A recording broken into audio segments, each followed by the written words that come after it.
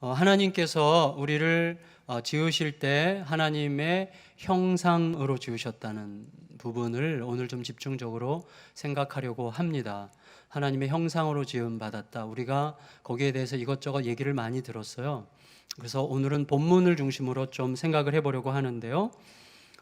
특별히 하나님께서 그동안 이것저것 창조하신 이야기를 계속 이어오던 중에 갑작스러운 변화가 생겼어요. 그건 뭐냐면 창조의 주체를 갑자기 우리라고 이렇게 부르시거든요. 우리가 이렇게 하자 이렇게 말씀하시죠. 26절을 같이 한번 읽어보겠습니다. 26절 시작. 하나님이 이르시되 우리의 형상을 따라 우리의 모양대로 우리가 사람을 만들고, 거기까지요.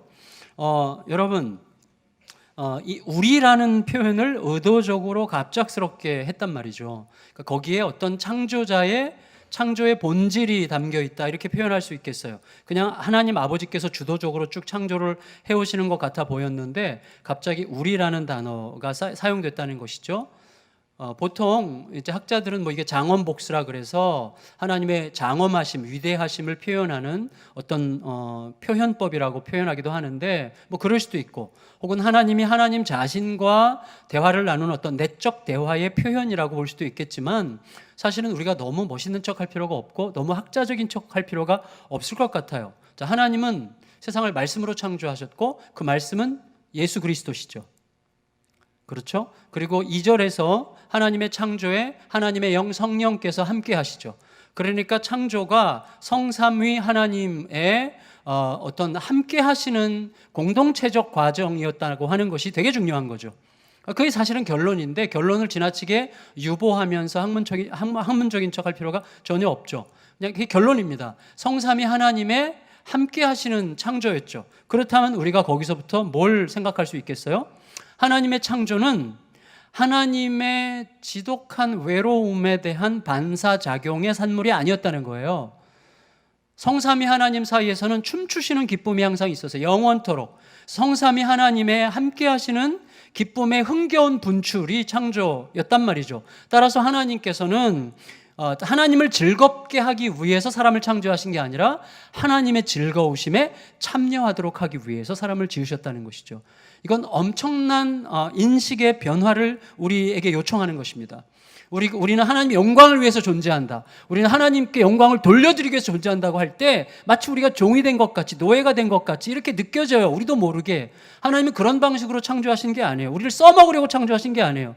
하나님의 즐거움과 기쁨에 참여시키기 위해서, 하나님의 흘러넘치는 사랑을 함께 맛보도록 하시기 위해서 창조하신 거란 말이죠.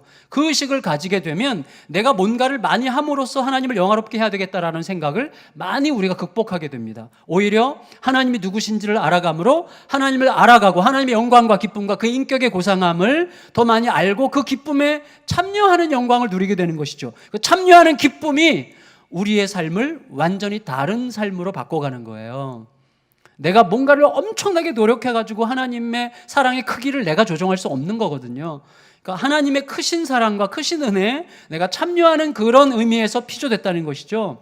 그래서 이 우리라는 표현이 그런 의미에서 굉장히 중요한데, 자, 우리가 우리의 모양대로 우리의 형상대로 우리가 사람을 만들자 말씀하셨기 때문에 이 성삼위 하나님 사이에 뭐가 느껴집니까? 의논과 대화가 느껴지죠. 그런데 요한복음 17장에서 예수님께서 태초에 하나님과 자기의 관계를 얘기하시면서 아버지와 내가 하나가 된 것 같이라는 말을 계속해서 반복하시죠. 성령은 예수의 영이니까 성삼위 하나님의 하나 되심을 계속 강조하세요. 아버지가 내가 하나가 된 것 같이. 따라서 세 분이 창조하실 때 의논하셨다면 그 의논에는 각자 내가 옳다는 것을 주장하려고 하는 자기 주장이라고 하는 논쟁적 요소는 없죠. 오직 서로에 대한 깊은 사랑과 신뢰의 대화가 있는 거죠. 그러니까 하나님의 성삼위 하나님 간의 의논과 대화는 사랑과 신뢰의 대화였죠. 그런데 성삼위 하나님의 사랑과 신뢰의 대상 속에서 우리가 우리의 형상대로 사람을 만들자고 하셨기 때문에 우리의 존재의 본질에 그 요소가 있는 거예요. 우리의 존재의 본질에 사랑과 신뢰의 대화성이라는 게, 그러니까 우리는 사랑과 신뢰로 대화할 때 비로소 아름다워지고 사랑과 신뢰로 대화하는 자가 될 때 비로소 하나님이 원래 지으셨던 내가 된다는 거예요. 이거를 우리가 좀 명심하면서 오늘 본문을 좀 생각했으면 좋겠습니다. 여러분, 그런데 하나님께서 사람을 창조하실 때 남자와 여자로 지으셨단 말이에요. 남자와 여자. 그러니까 남자와 여자로 하나님의 형상으로. 그러니까 남자와 여자 각자 둘 다 하나님의 형상일 뿐만 아니라 남자와 여자가 연합하는 것을 통해서 하나님의 형상이 드러난다는 것을 우리에게 알게 하시는 것이죠. 27절 읽겠습니다. 27절 시작. 하나님이 자기 형상 곧 하나님의 형상대로 사람을 창조하시되 남자와 여자를 창조하시고 그랬어요. 성도 여러분, 하나님께서 남자와 여자를 창조하시고 남자와 여자가 공동체를 이루어서 서로 사랑과 신뢰의 대화 속에서 하나님의 형상을 이루어가게 하셨어요. 근데 이거는 정말 큰 모험이에요. 창조에는 하나님의 모험으로 꽉 차 있는데 이것도 큰 모험이죠. 우리가 알잖아요. 남자와 여자가 얼마나 다릅니까? 여러분, 프로이드라는 세계 최고의 심리학자, 물론 약간 다른 길을 가셨지만, 프로이드가 뭐라 그래요? 내가 30년 여자 연구했는데 갈수록 모르겠다. 이게 프로이드의 고백인데 그건 진짜예요. 저도 지금 딱 30년 살았는데 아내가 됐어 이렇게 말할 때 그게 무슨 뜻인지 모르겠어. 내가 지금 아직도 됐어가 아니더라고요. 되게 어려워요. 진짜 어려워. 남녀와 여자의 되게 이질적 차이가 있는 거예요. 심지어 막 아주 다른 거 섞이지 않은 순수하고 깨끗한 사랑으로 첫사랑과 사랑을 해도 마찬가지예요. 그래서 여러분, 제가 며칠 전에 어떤 선교사님한테 들었는데 첫사랑이 잘 살면 배가 아프고 첫사랑이 못 살면 가슴이 아프고 첫사랑과 함께 살면 머리가 아프대요. 그러니까 이게 진짜 어떻게 해도 문제인 거예요. 그러니까 사람은, 남자와 여자는 너무나 이질적인 거죠. 너무나 이질적인데 왜 하나님이 그렇게 주셨는가 하는 것이죠. 남자와 여자라고 하는 매우 이질적인 존재가 서로 연합하는 과정을 통해서 하나님께서 뭘 우리에게 가르치시는 것입니까? 많은 내용들이 있겠지만 저는 이렇게 생각이 됐어요. 우리의 이질적 차이가 크면 클수록 우리의 연합을 위해서는 하나님의 더 큰 능력이 필요하죠. 그러니까 우리의 차이가 큰데도 불구하고 연합이 이루어진다면 그것은 하나님의 더 크심, 더 큰 능력의 개입이 있었기 때문에만 가능한 것이죠. 그러니까 교회는 굉장히 다양한 사람들이 모일 수밖에 없는 곳이에요.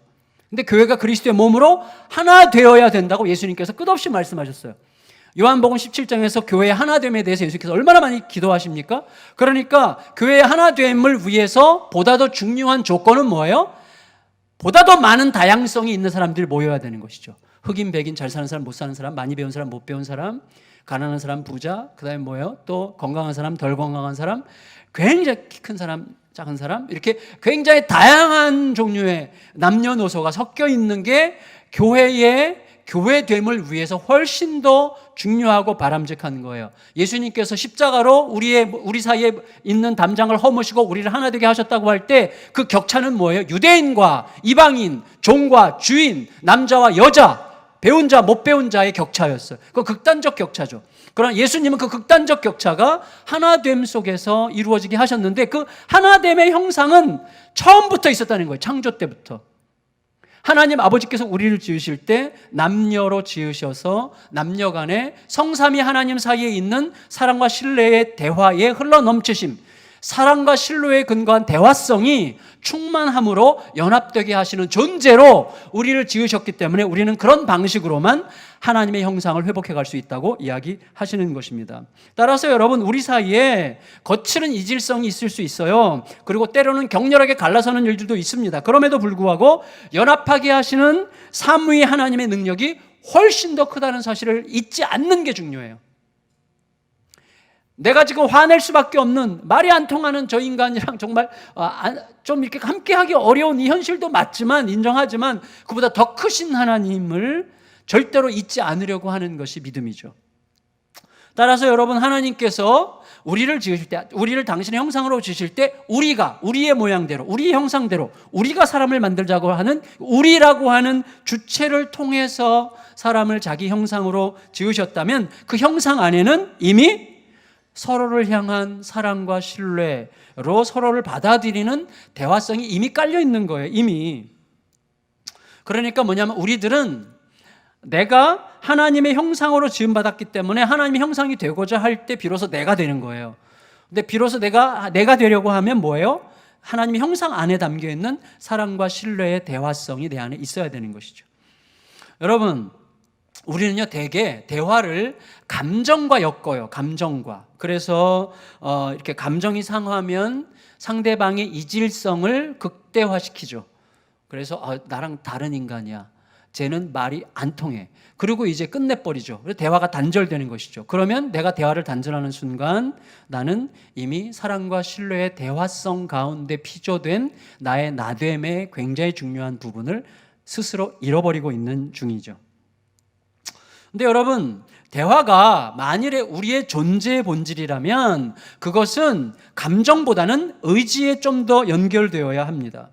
여러분, 대화가 우리 존재의 본질이고 우리의 의지와 연결되어야 한다면 우리들은 대화하고 싶지 않은 상황에서도 지혜롭게 대화할 수 있는 길을 모색해야 돼요.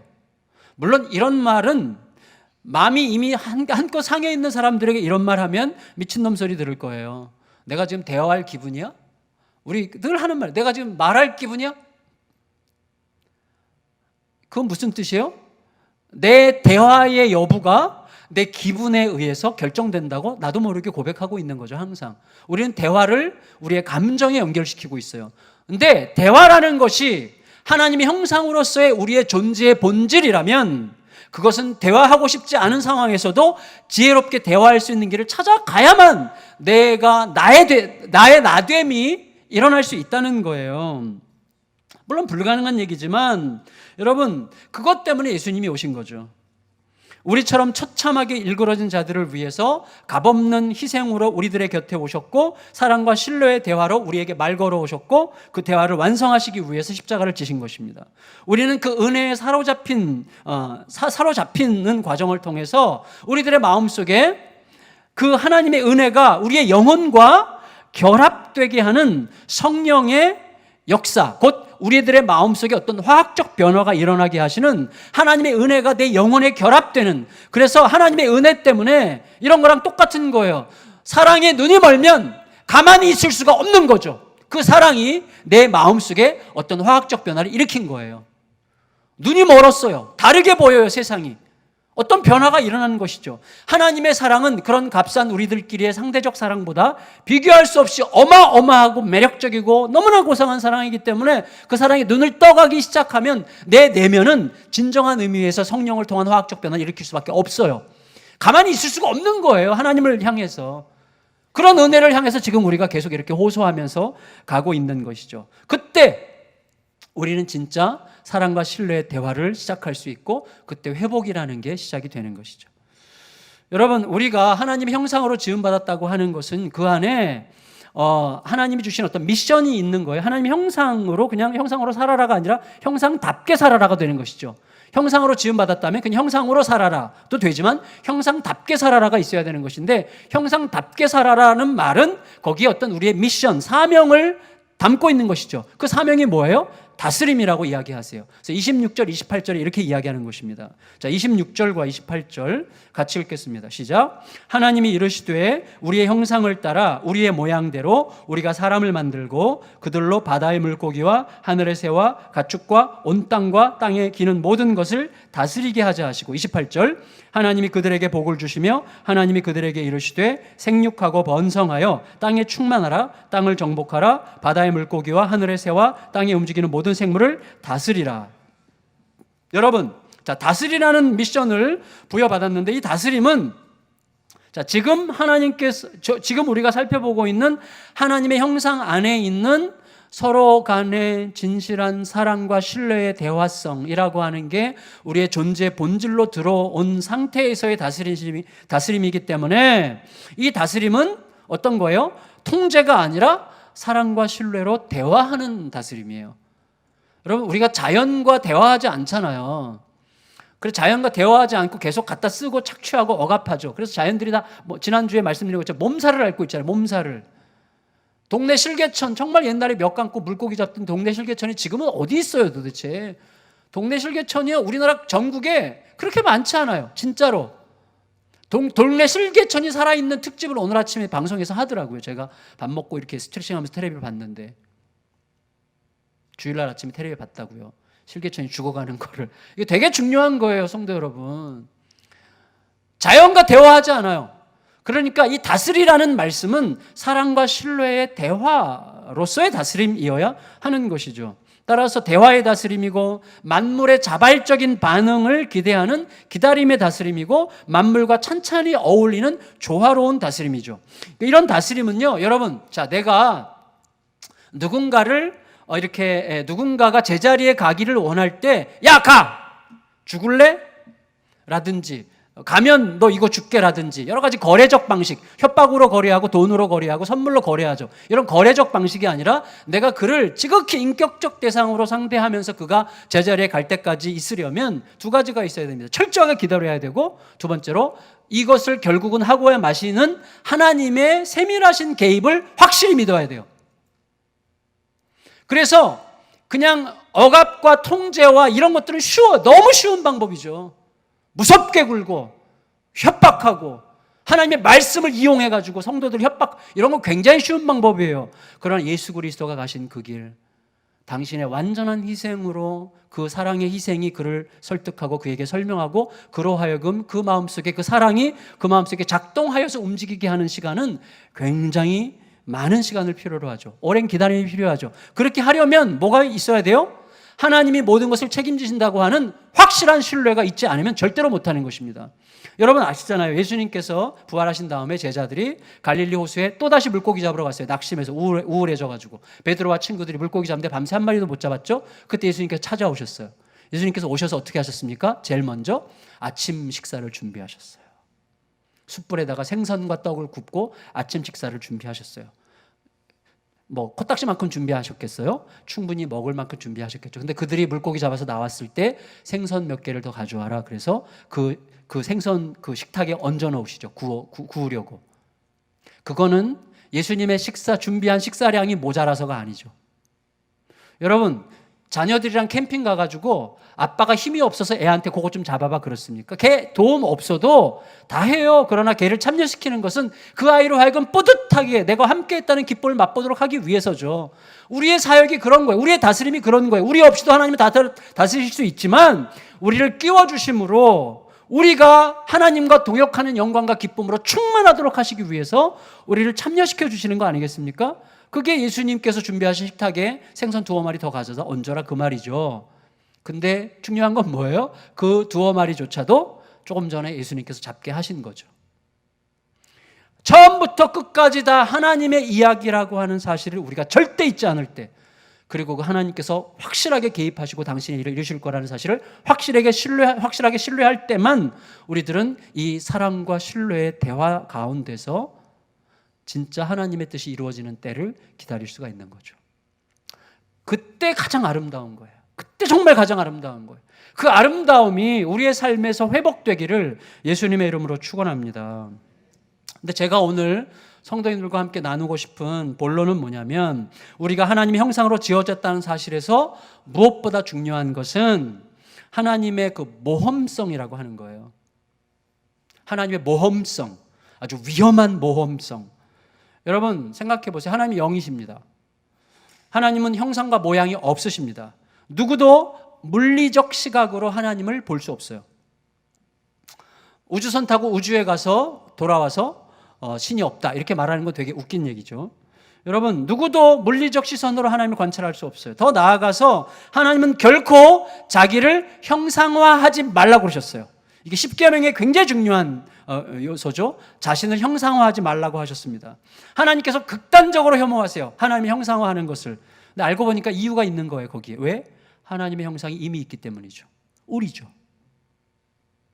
하나님의 형상이 이미 온 세상에 충만해요. 그런데 이미 자기의 형상으로 사람을 만들어 놓고 왜 자기를 형상화시키지 말라고 하셨습니까? 이유는 만일에 하나님의 형상으로 빚어진 우리가 하나님을 어떤 형상화시켜서 따로 만들어 놓으면 우리는 하나님을 섬기기보다 내가 만든 하나님, 내 욕망을 충족시켜 주도록 내가 만든 하나님을 섬기기 시작합니다. 우리가 지금 다 그런 시기예요. 내가 만든 하나님을 섬기는 방식으로 하나님이 나를 섬기게 하는 것이죠. 그래서 내 필요를 위해서 하나님 바삐 뛰셔야 되는 거예요. 내 즐거움, 내가 기대하는 행복, 내가 기대하는 어떤 삶의 만족, 이런 것들을 위해서 하나님 막 열심히 움직여 주셔야 돼요. 하나님 이거 들어주시지 않으면 나 진짜 죽습니다. 이런 식으로 막 하나님을 사용하고 있는 것이죠. 하나님 섬기지 않아요. 하나님 형상화시키면 그런 어떤 현상은 정말 극단적으로 너무나 놀랍게 다양하게 표현될 것입니다. 더 나아가서 여러분, 우리가 하나님을 형상화시키는 우상들을 만들게 되면요, 그 우상적 형상들 때문에 뭐예요? 내 자신이 이미 영광스러운 하나님의 형상이라는 사실을 망각하게 되죠. 진짜 하나님의 형상이 가짜 형상 앞에 절하게 되는 이상한 현상이 생기게 되는 것입니다. 그런데 하나님께서는요, 그렇게 하나님을 형상화시키고 하나님을 섬기는 게 아니라 내가 원하는 하나님을 섬길 수 있는 가능성이 너무나 충분한, 그리고 스스로 타락하여서 하나님을 배신할 가능성이 너무나 충분한 완전한 자유를 가진 존재로 인간을 지으셨다고 이미 우리가 말씀을 드렸습니다. 그건 하나님의 엄청난 위험한 모험이죠. 근데 하나님은요, 그 위험을 감수하기로 결정하셨어요. 그 위험성을 자신이 다 떠맡으시기로 결정하셨어요. 여러분, 고대 세계에서요, 왕은 권력이 셀수록, 더 많은 제국을 다스릴수록 왕은 뭐예요? 도성에서부터 멀리 떨어져 있는 변방에 전부 다 자기 형상을 세웁니다. 그래서 뭐예요? 그것도 자기가 다스리는 영토라는 사실을 모든 사람이 보게 하는 것이죠. 나는 비록 거기에 없지만 이 나의 형상이 내가 마치 거기에 있는 것 같이 너희로 하여금 느끼게 하는 너희에 대한 선포다. 이런 식으로 그들에게 시위하는 것입니다. 그게 왕의 형상이에요. 그 왕의 형상들이, 조각상들이 온 세상의 변방에 꽉 있죠. 현대사회도 마찬가지 아닙니까? 지금 뭐 왕정 국가들이 좀 있잖아요. 아직도 왕정 국가가 아니고 민주주의 공화국인데도 좀 더 권력이 세면 막 대통령, 리더의 사진을 막 학교, 병원, 집 뭐 이런 데 다 붙이잖아요. 이렇게 붙여요. 그건 뭐예요? 거기까지 그의 통치가 미친다는 것에 대한 굉장히 중요한 거죠. 이게 자발적이건 강제적이건 간에 거기까지 그의 통치가 미친다는 것에 대한 매우 객관적 표시죠. 심지어 그의 사진조차 소중하게 다뤄지죠. 제가 문화혁명에 관한 책 읽을 때 항상 굉장히 충격받았던 몇 가지 중에 하나가, 어떤 사람이 처형당했는데 처형당한 이유가 모택동 사진이 실린 신문을 깔고 앉았기 때문이었어요. 그러니까 여러분, 독재시대에는 그렇게 되는 거예요. 왜냐하면 그 형상, 사진도 형상인데 그 사진이 그를 대표한다고 생각하기 때문입니다. 근데 하나님은 어쩌자고 우리같이 위험천만한 존재들, 우리 같은 천반직주, 우리 같은 이기적인 자들, 우리같이 철저하게 자기중심적이고 왜곡시키고 하나님을 섬기는 척하면서 자기를 섬기는, 하나님을 이용해서 자기 이익을 구하는, 너무 자주 하나님의 뒤통수를 때리려고 하는, 물론 죄송합니다. 하나님께 좀 죄송한 표현이지만 이런 식의 우리들에게 어떻게 우리들을 하나님의 형상으로 세우셔서 이 땅의 천지 만물이 우리를 통해 하나님을 보게 하셨을까요? 정말 무서운 것이죠. 여러분, 제가 이런 영상을 봤는데, 인공지능이 이제 발달하고 있잖아요. 인공지능, AI가 너무 발달하고 있는데, 인공지능 학자들이 그렇게 예측하더라고요. 20년 남았다고. 20년 후가 되면 이제 남편들은 자기 아내보다 훨씬 말 잘 듣고 바가지 안 긁고 고분고분하고 말 듣는 대로 하고 밥도 더 잘하고 반찬도 더 잘하고 빨래도 더 잘해주는 여자 로봇을 산대요. 자, 아내들은 정말 충직하고 말 잘 듣고 아내 한마디면 탁 해주고 큰 소리 안 지르고 삐지지 않고 그다음에 잔소리 안 하는 그런 남자 로봇을 산대요. 그래서 각자가 사는 거예요. 그래서 가정이 급격하게 해체되기 시작할 거라고 이야기해요. 20년밖에 안 남았대요. 근데 여러분, 사실은 이게 사람이라고 하는 존재가 과거에는 사람이 사람을 파는 시대가 있었잖아요. 지금은 사람이 로봇을 팔기 시작하는 시대예요. 근데 이제 앞으로 시대가 가면 터미네이터 같이 로봇가 사람을 파는 시대가 올 수도 있어요.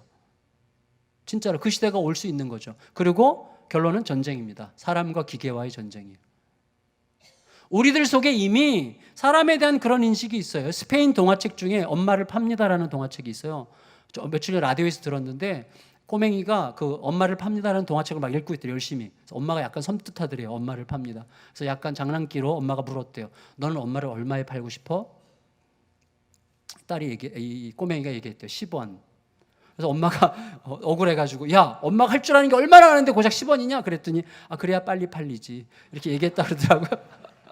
근데 사실은 우리들 속에 어떤 그런 인식이 있어요. 그런 인식. 자기중심성을 위해서 자신의 존재를 확인하기 위해서 모든 주변 것들을 기능화시키는, 그래서 이 모든 인간과 다음에 기계 간의 전쟁을 예측할 수 있는데 이제 이미 그거는 뭐예요? 결국 인간이 자기 자신을 기능화시킨 것에 대한 부메랑을 스스로 자처하고 있는 것이죠. 성도 여러분, 그런데 놀랍게도 하나님은 처음부터 사람을 지으실 때 자기를 배신할 수도 있는 완전한 자유를 가진 존재를 자기 형상으로 지으셨어요. 그리고 그 존재들을 온 땅에 채우시기 위해서 생육하고 번성하여 땅에 충만하라고 하셨어요. 이게 얼마나 위험한 모험입니까? 그리고 나서 그들이 배신했어요. 배신했을 때 그들과의 전쟁이 아니라 그들의 사악한 배신의 값을 스스로 담당하시려고 자신의 생명을 내어주셨어요. 정말 이상한 분이시죠. 한 분밖에 안 계신 천지의 주제이신 하나님께서 하신 일이라고는 상상이 안 되는 그 일이 우리에게 현실로 나타났고, 그 이상한 하나님이 계시는 한 우리는 절대로 두렵지 않습니다. 정말로 절대로 두렵지 않죠. 그러니까 그 하나님을 알아갈수록 우리들은 정말 겸손히, 정말 담대히 살아갈 수가 있죠. 이상한 형태의 삶의 태도가 나오는 거예요. 너무나 겸손한 담대함, 너무나 담대한 겸손함이 우리의 삶의 특징으로 나올 수밖에 없는 것이죠. 여러분, 하나님의 이런 치명적으로 위험한 모험을 통해서 우리는 하나님의 형상, 하나님을 생각나게 하는 살아있는 조각상들이 됐어요. 서로를 좀 보세요. 하나님을 생각나게 하는 조각상. 여러분, 너무 뚫어지게 보지 마세요. 하나님이 보일래다가 또 딴 게 보일 수 있어요. 근데 여러분, 우리는 사람을 통해서 전에 이런 영화들, 나는 악마를 보았다, 이런 영화를 봤는데 사람 보고 악마 봤다는 거죠. 그러니까 사람을 보고 악마를 보는 경우는 많아도 사람 보고 하나님 보는 경우는 그렇게 많지 않은 것 같아요. 근데 원래 하나님은 사람을 보고 하나님을 느끼도록, 하나님 볼 수 있도록 그렇게 지으셨단 말이죠. 결국 우리는 자연 만물에게, 그리고 우리 서로에게 하나님의 얼굴을 보여주는 존재로 부름받은 거예요. 그런데 사람을 보면 하나님을 느낄 수 있도록 자기 형상으로 만드셨다는 사실에 어떤 반전이 있어요. 반전. 그게 뭐냐면, 자, 여러분 잘 들으세요.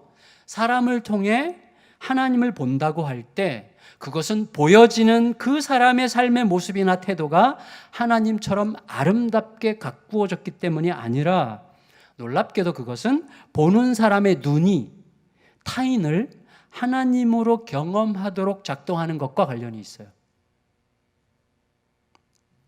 다시 말하면 누가 나를 통해서 하나님을 느낀다고 하는 말은 내 속에 어떤 하나님다운 어떤 자태가 형성이 됐다, 이런 뜻이 아니라 내 눈이 먼저 그를 통해 하나님을 느끼도록 바뀌었고 그가 내 눈을 보기 때문이에요. 자, 무슨 말이냐면, 여러분, 야곱이 일가를 이루었어요. 그리고 이제 드디어 베델로 올라가라고 하나님께서 말씀하셨어요. 베델로 올라가는 길에 야곱의 일생 일대의 가장 큰 두려움인 형 에서를 만날 수밖에 없는 상황이 됐어요. 형 에서를 드디어 만났어요. 만났을 때 야곱이 형에게 뭐라고 이야기합니까? 창세기 33장 10절에 내가 형님을 보니 하나님의 얼굴을 보는 것 같습니다. 그랬어요. 자, 이 말은 적어도 두 가지는 아니에요. 두 가지 의미는 아니에요. 아닌 의미 두 가지. 첫째, 에서가 하나님과 같은 자태를 가졌다. 에서가 회개하고 큐티 열심히 하고 그 다음에 막 새벽 예배도 빠지지 않고 열심히 다니면서 막 갑자기 거룩해지고 자태가 하나님의 형상이 나올 만한 자태로 변했다. 그거 우린 절대 생각하지 않죠. 두 번째, 야곱이 지독하게 야곱스럽게 아부한 거다. 이것도 아니에요. 왜냐하면 바로 그 전날 야곱은 일생일대의 엄청난 하나님과의 대면이 있었어요. 야복강에서 그 전날 밤. 여러분, 일생일대 엄청난 하나님과의 영적 대면이 있은 직후에 사람은 사람을 두려워하지 않습니다. 하나님의 은혜가 나를 지배하면 사람을 무시한다는 게 아니라 하나님만 너무 크시기 때문에 사람에게 덜 휘둘리죠. 그때 아부라는 것은 전혀 어울리지 않습니다.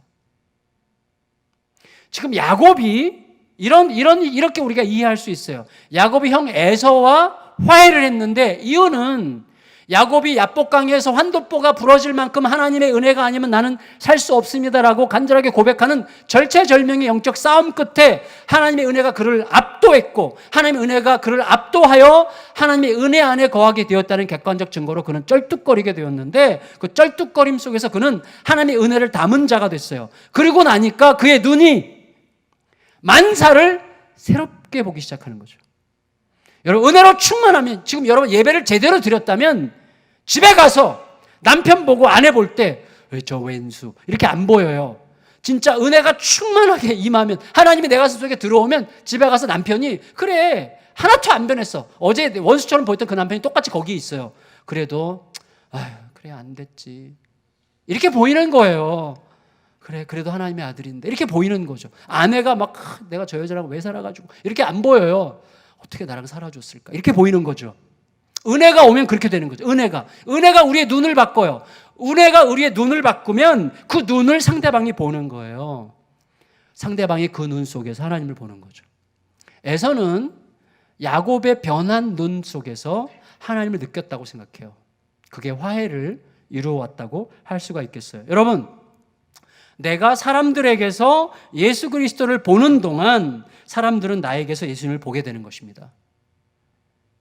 여러분 사람들은 다 악한데 나만 거룩해가지고 내가 나를 통해서 예수님과 하나님이 느껴지는 그런 게 아니라 내가 먼저 사람들을 통해서 하나님을 볼 수 있는 눈으로 변하게 되기 시작할 때 사람들은 그렇게 보기 시작한다는 것입니다. 여러분 내 눈이 하나님을 보고 하나님의 사랑과 신뢰에 사로잡혀서 하나님과의 대화가 나를 끌고 가는 은혜가 될 때 세상을 보는 나의 눈, 가족을 보는 나의 눈은 근본적으로 달라지기 시작합니다. 여러분 그래서 내가 먼저 사람들 안에서 하나님의 형상을 보기 시작해요.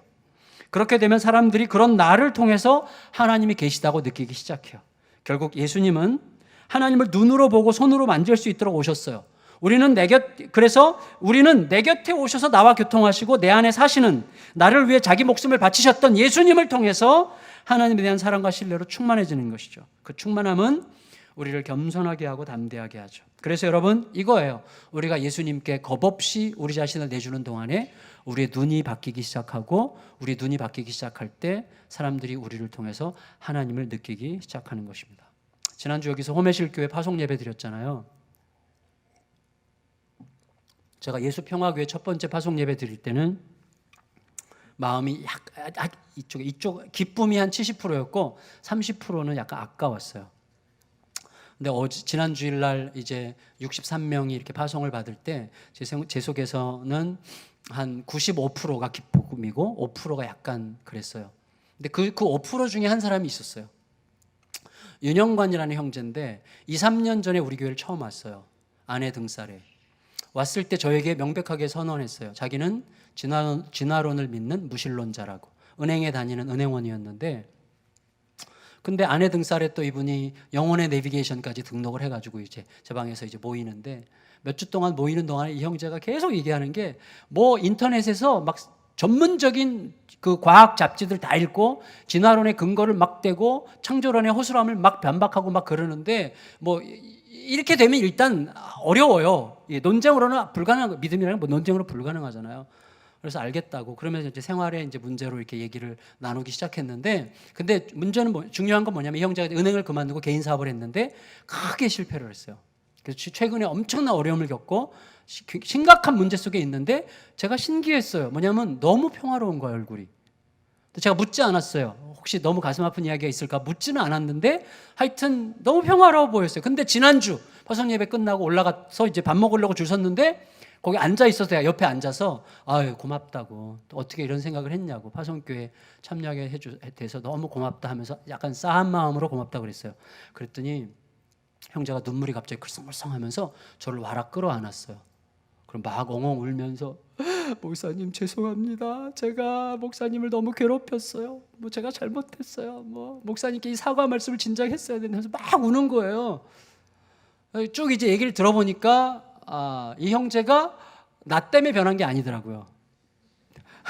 나 때문에 변한 게 아니라 자기 와이프가 독특한 스타일인데 이 와이프가 이제 4년 전에 이제 교회 나오기 시작하면서 이 자매도 교회를 그때 처음 나왔나? 그랬는데 나오기 시작하면서 이제 막 이 자매가 엄청나게 놀라운 변화를 시작한 거예요.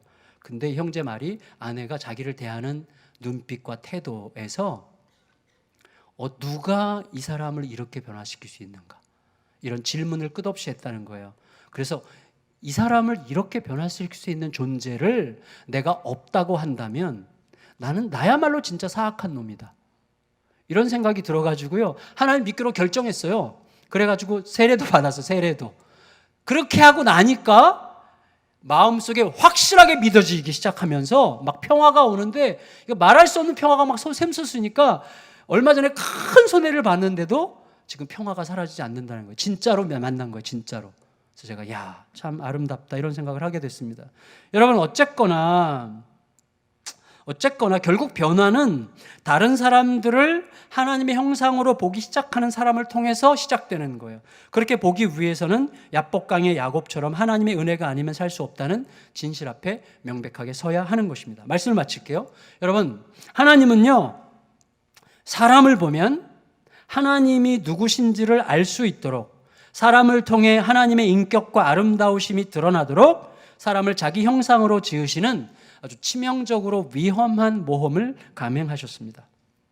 다시 말하면 그게 하나님의 창조 행위라면, 그게 하나님의 우리에 대한 창조의 본질이라면 우리의 존재의 본질 안에 하나님의 그 모험심이 깃들어 있다는 거예요. 이걸 잘 들어주세요. 따라서 여러분, 이 사랑과 신뢰의 위험한 모험, 사랑하는 거 얼마나 위험합니까? 신뢰하는 거 얼마나 위험합니까? 그리스도께서 그렇게 하셨기 때문에만 할 수 있는 것이죠.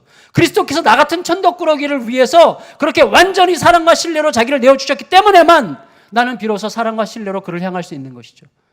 이거 위험한 거예요. 때로는 모모한 거예요. 때로는 무책임해 보이기도 해요. 너무나 무기력해 보이기도 해요. 미련 곰퉁이처럼 보이기도 해요.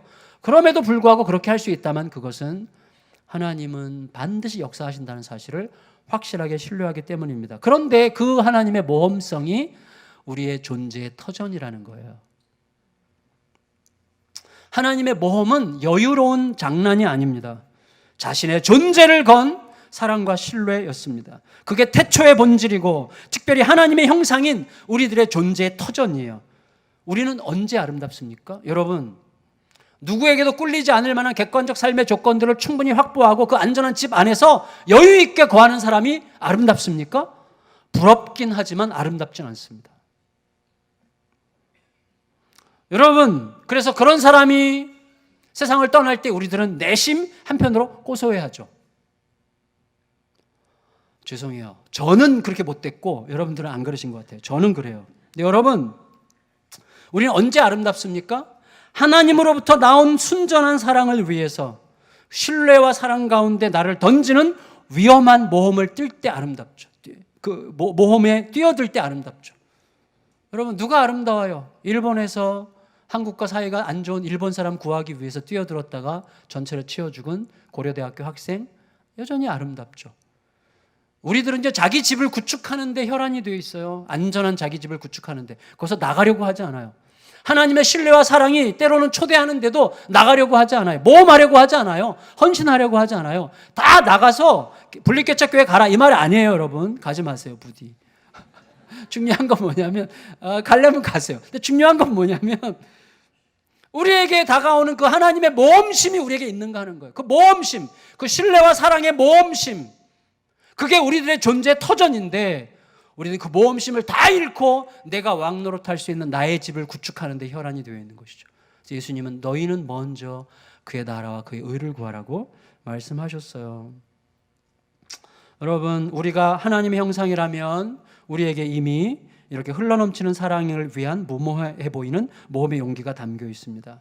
그래서 우리에게 기꺼이 자기를 내어주신 예수님의 사랑으로 우리들의 두려움을 몰아내고 하나님의 마음 안으로 담대하게 자신을 던지는 모험의 아름다움이 우리에게 가득하면 좋겠어요.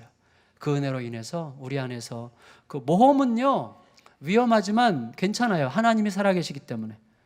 여러분, 하나님의 살아계심을 믿으시기를 축복합니다. 네, 축복합니다. 그게 전부예요. 그게 전부. 그 은혜로 우리의 삶에 그런 충만한 아름다움이 가득한 삶으로 계속 진행되시기를 예수님의 이름으로 축원합니다.